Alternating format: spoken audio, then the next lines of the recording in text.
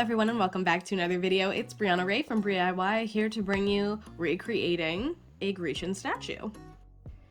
Behold my beautiful cat, Persephone. Hi, baby girl. So Percy is named after, and there's my dog Nala. Persephone, my cat, was named after the Greek goddess Persephone, that was dragged down to hell. I saw someone on Facebook years ago, literally years. This has been on my to-do list for so long. Someone took Barbie dolls and then like melted and rearranged them and painted them to look like a miniature version of the statue, and that is what I wanted to do today. I found this fantastic statue of Persephone that I thought would be perfect, fully clothed, ideal for YouTube videoing. Her hair is kind of in this like bun slash down situation, kind of curly. She's looking off to the side. And of course, now all I needed was a Barbie doll.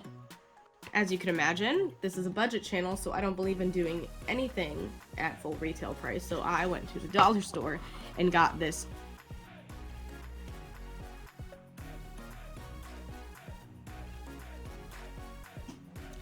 It is really easy to see why we went with a ponytail now, because she is a bald queen, and we love that for her. However, it doesn't totally match the vibe of what we're doing here. So I'm going to try to take some of like these front pieces out, I guess, to kind of make her bang situation later. And I'm going to pull the rest of it back up. What I've seen people do with this is they've kind of stuck Barbie's head in like melting water, because this is synthetic hair, and it kind of melts, or not melting water, boiling water or hot water. So that's probably what I'm going to do. That way I can kind of get these curls in here, and I think I'm going to separate even tinier like bang pieces, I guess. That way I can kind of fill in this awkward hole at the top of her head. All right. So really this was about dividing the hair up right so that there was enough that kind of covered it. This is all going to get painted and kind of stiffened a little bit later, so I don't think it needs to be perfect at all. But this hair is going to turn into her top bun. This is going to turn into her little bang situation, kind of going across her face like this, if you can kind of see what I'm going for there. And this is going to be cut and somehow curled. I blasted it with a hair dryer and it melted the hair perfectly fine, nice and straight. So while this is while we're in here, rather, I'm going to wrap. I actually wonder if I have maybe like a wooden dowel or something that would make this easier or better. A little bit thicker, because I feel like these curls are a little bit too tight. She has such little hair that this shouldn't be a huge deal, so I've kind of got it secured right here at the end, and I'm just going to take my hairdryer and blast it. Moment of truth. Let's see if it worked. I did it for exactly 1 minute. Oh, that's promising. Bam! And there we have a nice curl. Alright, after blasting it with the hairdryer, I shoved her in the freezer so that they would cool down. This is going to be the key to making sure it stays. No idea how this is going to look. It's probably going to look jank, but I don't care as long as I have the hair texture that I want. So this is what a rope braid looks like, and this is what I'm going to use to kind of create her top bun situation. All right, we're finally getting closer. We still have her hair texture. I did clean up the cut a little bit, and I started going in and, for lack of a better phrase, hot gluing things together, because it's supposed to be a statue. Her hair isn't really supposed to be live eventually. I just want that texture in it so that when I paint over it, it sticks. So now that I've kind of got this done, I think she kind of has her hair like kind of almost against her neck a little bit, doesn't like flop out as much as this does. So I'm going to take the hot glue stick and just continue to kind of press it into her head to give it a look that's a little bit closer to the original statue. Honestly, I think it's crazy how much better this Barbie looks when she just has normal looking hairdos. Alright, this isn't too bad. So looking up here, can see her head is kind of turned off to the side, which is fine. This arm is kind of like on her hip. This leg is pretty much the same, just kind of follows down. But this one is kind of turned over and her knee is bent, crossing her ankles a little bit. So I have my hot knife and we are going to dive in and just start chopping some limbs off. This arm, it looks like both of them can kind of stay at the upper arm just fine. It's the elbows that we're gonna have to chop off at. The hot knife has like the shortest cord on the planet, so I'm gonna try to film this as best as I can, but let's get in here. So for this hand, I just kind of warmed her up a little bit and kind of bent it inward. That way it would look more like it was kind of grasping at her neck.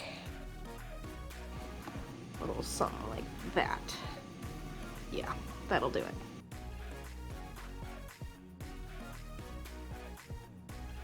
So at this point, I'm just going over all the clay just to rough out some of the lines and edges, or smooth out rather, not rough out, they're already pretty rough.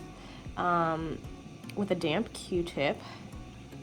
I will be sanding it once it's dry. This is air dry clay, again from the dollar store, because this is a budget channel. So here is the very base body shape of my Persephone. So I'm going to clean up a little bit, and then I'm going to go grab some extra chiffon I have in, is it chiffon? Yeah. Some like light gauzy fabric that I have in my collection that I'm going to drape over her for her clothes, and then I'm going to spray it with a clear acrylic sealant because I want it to kind of solidify in the position I leave it. Alright, I couldn't find the chiffon, but I did find this chunk of tulle. And I'm going to be using my hot glue gun to kind of keep things in place, and I've got this like white cotton yarn thread situation that I'm probably going to use to kind of create the like, I don't know, belt situation she has going on here.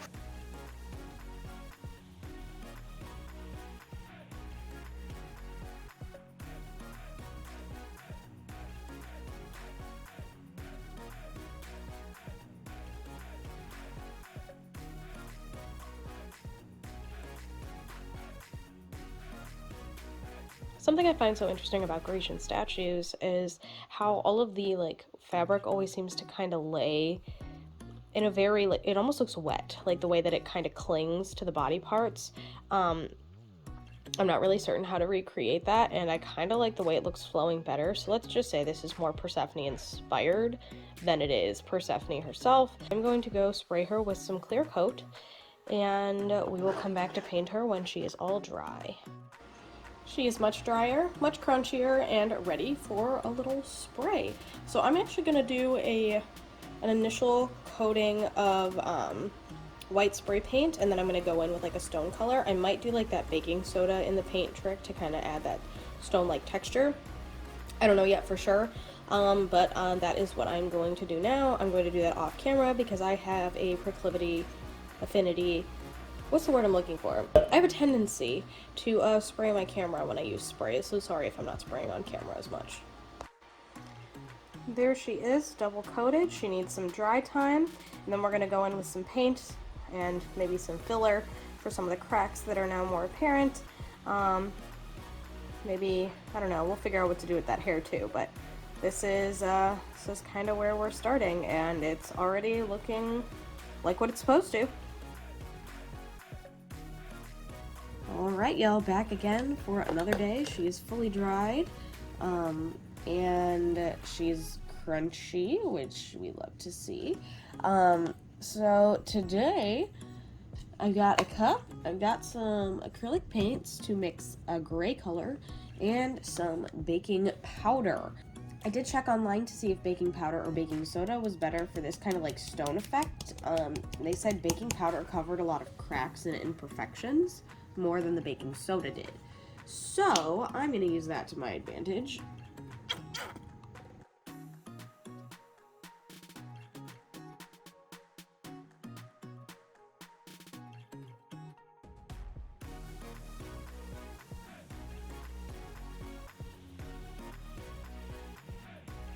Alright, it's pretty close, but it's not perfect yet. I love the stone texture that you can totally see like on her face. I hate the hair. Oh my gosh, I wish I just would have put it all up in a bun. And I also wish I would have found a more thick fabric. This guy just doesn't take the paint very well. I do think it's kind of draping the way that I wanted it to now that it's kind of crispy and crunchy. But I still don't think it's quite what I was hoping for. But on this note, I'm going to take some dark gray, maybe a little bit of a black, soft pastel and kind of shade in some of the areas around her face, hair, and dress just to kind of give it a little bit more of an aged sort of look.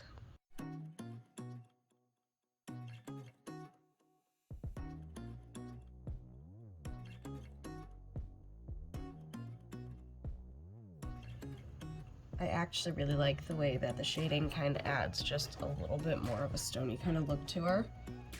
I think her face mold is terrifying, period. Like, I hate it. I think she just looks so funky.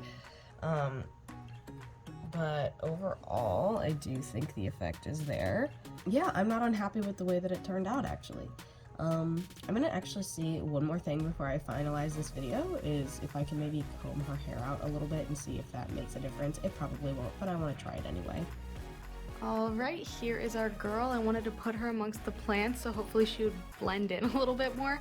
I hate the hair. I think that's really where this whole thing went wrong, especially looking, you know, kind of in hindsight and realizing that her hair was all up in a bun. And it had a little bit more bang, so that was definitely a misstep on my part. I think if we were to just cut it out, I mean, it's not really that bad of a look, but I'm not gonna, you know, try to act like that was the original intent anyway. I love the shading. I think it turned out really great.